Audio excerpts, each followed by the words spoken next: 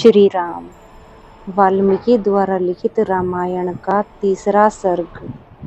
वाल्मीकि मुनि द्वारा रामायण काव्य में निबद्ध विषयों का संक्षेप से उल्लेख। नारद जी के मुख से धर्म, कर्म, अर्थ, काम रूपी फल से युक्त हितकर तथा प्रकट और गुप्त संपूर्ण रामचरित्र को, जो रामचंद्र रामायण महाकाव्य की प्रधान कथा वस्तु था, उसको सुनकर महर्षि वाल्मीकि जी बुद्धिमान श्री राम जी के उस जीवनमृत का पुनः भलीभांति साक्षात्कार करने के लिए प्रयत्न करने लगे। वे पूर्वाग्र कुशों के आसन पर बैठ गए और विधिवत आचमन करके हाथ जोड़े हुए स्थिर भाव से स्थित हो योग, धर्म, समाधि के द्वारा श्री राम आदि के चरित्रों का अनुसंधान करने लगे। श्री राम, लक्ष्मण, सीता तथा राज्य और रानियों सहित राजा दशरथ के संबंध रखने वाली जितनी भी बातें थी, हंसना, बोलना, चलना और राज्य पालन आदि जितनी भी चेष्टाएं हुई, उन सब का महर्षि अपने योग धर्म के बल से भलीभांति साक्षात्कार करने लगे। सत्य प्रतिज्ञ श्री रामचंद्र जी ने लक्ष्मण और सीता के साथ वन में विचरते समय जो जो लीलाएं की थी, वे सब उनकी दृष्टि में आ गई। योग का आश्रय लेकर उन धर्मात्मा महर्षि ने पूर्व काल में जो जो घटनाएं घटित हुई थी,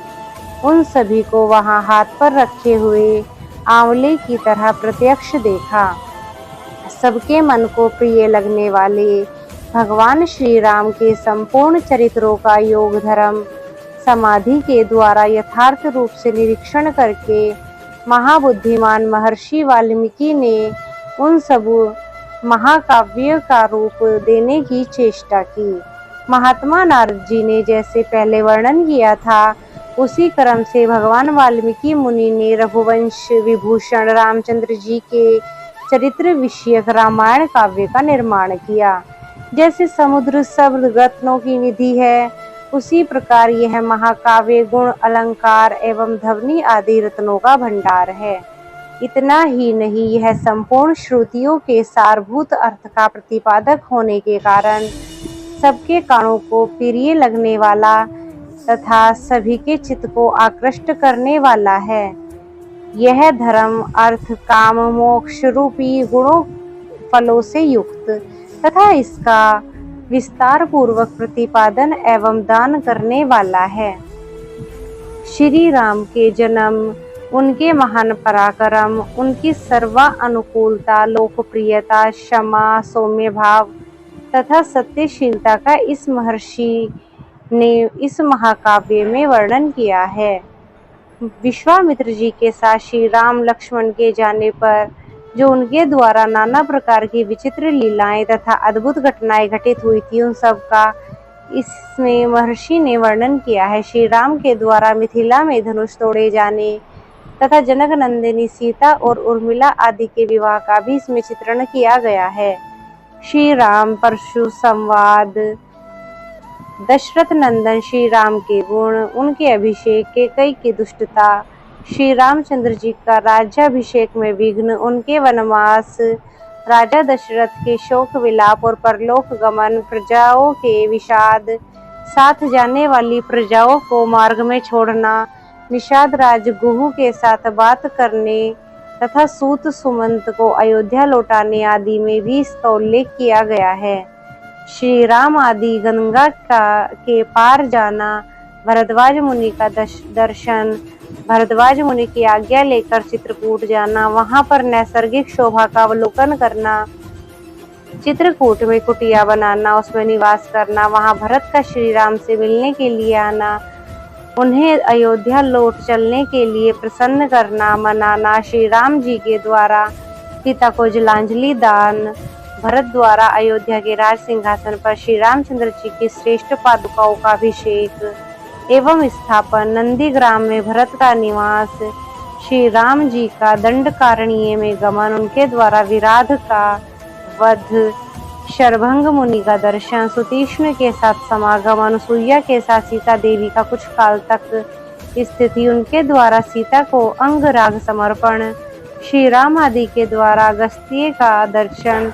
उनके दिए हुए वैष्णव धनुष का ग्रहण, शूर्पणखा संवाद, श्री राम की आज्ञा से लक्ष्मण द्वारा उनका विरूपकरण, उनकी नाक और कान का छेदन, श्री राम द्वारा खरदूषण और त्रिशिरा का वध, शूर्पणखा के उत्तेजित करने से रावण का श्री राम से बदला लेने के लिए उठना, श्री राम जी द्वारा मारीच का वध, रावण द्वारा विदेही नंदिनी सीता का हरण, सीता के लिए श्री रघुनाथ जी का विलाप, फिर रावण द्वारा गिद्धराज जटायु का वध, श्री राम और लक्ष्मणों के कबंध से भेंट, उनके द्वारा पंपा सरोवर का अवलोकन, श्री राम जी का शबरी से मिलना और उसके दुए हुए फल मूल को ग्रहण करना, श्री राम जी का सीता के लिए प्रलाप, पंपा सरोवर के निकट हनुमान जी से भेंट, श्री राम जी का लक्ष्मण हनुमान जी के साथ ऋष्यमुख पर्वत पर जाना, वहां सुग्रीव के साथ भेंट करना, उन्हें अपने बल का विश्वास दिलाना और उनसे मित्रता स्थापित करना, और बाली का और सुग्रीव का युद्ध, श्री राम द्वारा बाली जी का विनाश करना, सुग्रीव को राज्य समर्पित करना, अपने पति बाली के लिए तारा का विलाप, शरत काल में सीता की खोज करने के लिए सुग्रीव की प्रतिज्ञा, श्री राम जी का बरसात के दिनों में माल्यवान पर्वत के प्रश्रवण नामक शिखर पर निवास, रघुकुल सिंह, श्री राम जी के सुग्रीव के प्रति क्रोध प्रदर्शन, सुग्रीव द्वारा सीता जी की खोज के लिए वानर सेना का संग्रह, सुग्रीव का संपूर्ण दिशाओं में वानरों को भेजना और पृथ्वी के द्वीप समूह आदि विभागों का परिचय देना, श्री राम जी के सीता के विश्वास के लिए हनुमान जी को अपनी अंगूठी देना,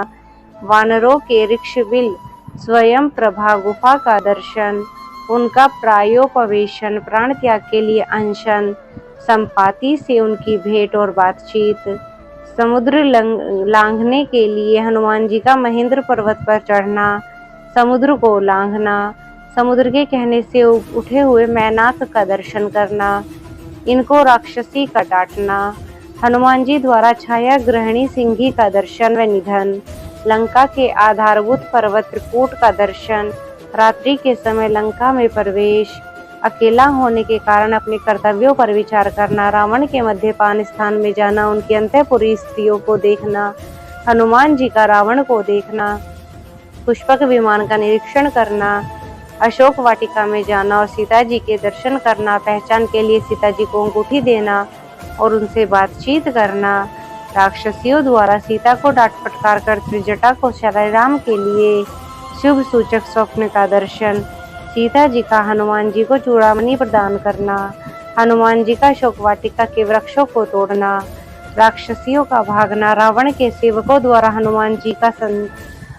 जी के द्वारा रावण जी के सेवकों का संहार, वायुनंदन हनुमान जी का बंदी होकर रावण की सभा में जाना,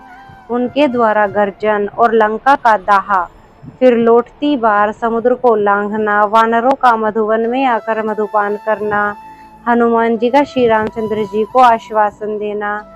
और सीता जी के द्वारा दी हुई चूड़ामणि समर्पित करना, सेना सहित सुग्रीव के साथ श्री राम जी की लंका यात्रा के समय समुद्र से भेंट, नल नील का समुद्र पर सेतु बांधना, उसी सेतु द्वारा वानर सेना का समुद्र के पार जाना, रात को वानरों का लंका पर चारों ओर से घेरा डालना, विभीषण के साथ श्री राम जी का मैत्री संबंध होना, विभीषण का श्री राम जी के साथ रावण के वध का उपाय बताना, कुंभकर्ण का निधन, मेघनाथ का वध, रावण का विनाश, सीता की प्राप्ति, शत्रु नगरी लंका में विभीषण का अभिषेक, श्री राम द्वारा पुष्पक विमान का अवलोकन, उसके द्वारा दल बल सहित उनका अयोध्या के लिए प्रस्थान, श्री राम का भरद्वाज मुनि से मिलना, वायुपुत्र हनुमान को दूत बनाकर भरत जी के पास भेजना तथा अयोध्या में जाकर भरत से मिलना, श्री राम के राज्याभिषेक का उत्सव, फिर श्री राम जी की सारी वानर सेना को विदा करना, अपने राष्ट्र की प्रजा को प्रसन्न रखना तथा उनकी प्रसन्नता के लिए विदेही नंदिनी सीता को वन में त्याग देना इत्यादि वृत्तांतों को एवं इस पृथ्वी पर श्री राम ने जो कुछ भविष्य चरित्र था उसको भी भगवान वाल्मीकि मुनि जी ने अपने उत्कृष्ट महाकाव्य में अंकित किया।